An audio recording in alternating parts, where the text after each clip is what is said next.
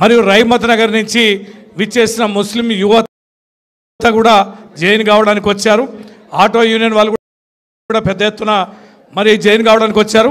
ఇంతకుముందు మేము ఆటోలకి ఆటో కార్యక్రమాన్ని ఉండి ఆటోలో ప్రయాణం చేసి మాట్లాడాం. ఆటో ఎన్ని సమస్యలు చెప్తున్నారంటే ఒక్కొక్క కుటుంబానికి ఒక్కొక్క విషాద గాథ.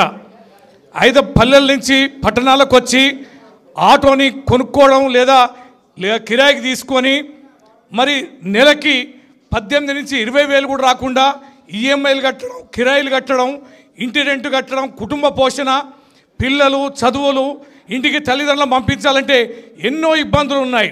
ఒక స్కీము ప్రవేశపెట్టినప్పుడు ఇతరులు ఎవరు బాధపడతారనే ఆలోచన కూడా ప్రభుత్వాలు చేయాలి.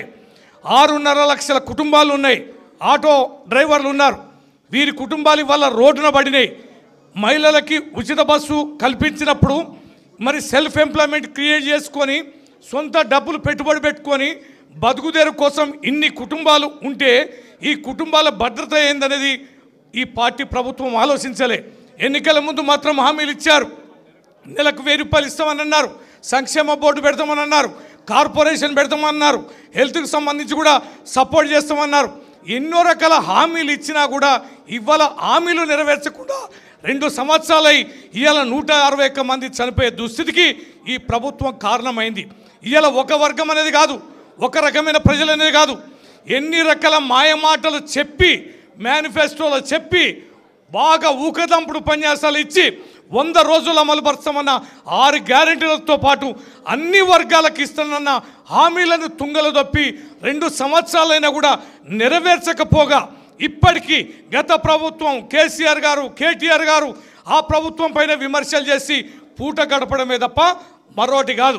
అందుకనే ఇవాళ హైదరాబాద్లో ఒక ఉప ఎన్నిక వచ్చింది, జూబ్లీహిల్స్ ఉప ఎన్నిక చాలా కీలకమైనదిగా మనమందరం భావించాలి. ఎందుకోసం అంటే 100 రోజుల హామీలు ఇచ్చి ఇన్ని రకాల హామీలు ఇచ్చి నెరవేర్చమన్న ఈ ప్రభుత్వం 2 సంవత్సరాలైనా నెరవేర్చకపోతే ఈ ప్రభుత్వానికి ఒక చురుకు అనేది పెట్టాలనా లేదా, ఒక వాత అనేది పెట్టాలనా లేదా, ఇన్ని వర్గాల ప్రజలకి మద్దతు తీసుకొని ఇన్ని హామీలు ఇచ్చి నెరవేర్చని వీళ్ళకి బుద్ధి చెప్పాలా లేదా? ఖచ్చితంగా బుద్ధి చెప్పాలి. అంటే జూబ్లీహిల్స్ ఎన్నికల్లో బీఆర్ఎస్ పార్టీ గెలిస్తే ఒక సంకేతం పోద్ది.